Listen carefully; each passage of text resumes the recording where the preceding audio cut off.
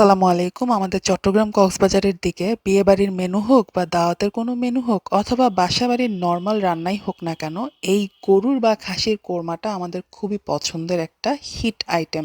এই আইটেমের বিশেষত্ব হচ্ছে এ রান্নায় মাংসের টুকরোগুলো বেশ বড় বড় করে কাটতে হয়। আর রেসিপিটা নর্মাল কোরমা রেসিপির মতোই। আমি যেহেতু সাদা কোরমা করেছি তাই আমি এতে লাল মরিচের ব্যবহার করিনি। অন্য সব মশলা যেমন পেঁয়াজ, আদা রসুন বাটা, গরম মশলার গুঁড়া, ধনে গুঁড়া, জিরা গুঁড়া, লবণ, ১ চিমটি হলুদ আর কাঁচামরিচ বাটা দিয়ে এটা রান্না করেছি। মশলা যত কম দেওয়া হয় তরকারির কালারটা তত বেশি সাদা হয়। আমি একটু মশলা বাড়িয়ে দিয়েছিলাম। সেই সাথে টক দই, বাদাম বাটা, দুধ, নারকেল বাটা এ জাতীয় সাদা যেকোনো আইটেম দিয়ে এটা রান্না করা যায়। খেতে কিন্তু খুবই ভালো লাগে। অনেকে ভাবতে পারে যে বড় বড় টুকরা করায় মশলা হয়তো কম ঢুকবে, মজা কম হবে, কিন্তু না।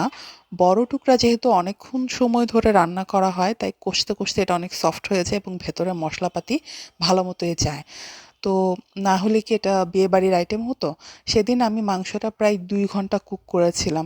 এটা চাইলে প্রেসার কুকারেও রান্না করতে পারেন। সব ধরনের মশলা আর পরিমাণ মতো পানি দিয়ে এটাকে লো হিটে ৪৫ থেকে ৫০ মিনিট কুক করলেই এই আইটেমটা হয়ে যাবে। এটা খেতে খুবই ভালো লাগে। আপনারা কারা কারা এই গরু বা খাসির কোরমা খান আমাকে কমেন্ট করে জানাবেন অবশ্যই। ধন্যবাদ।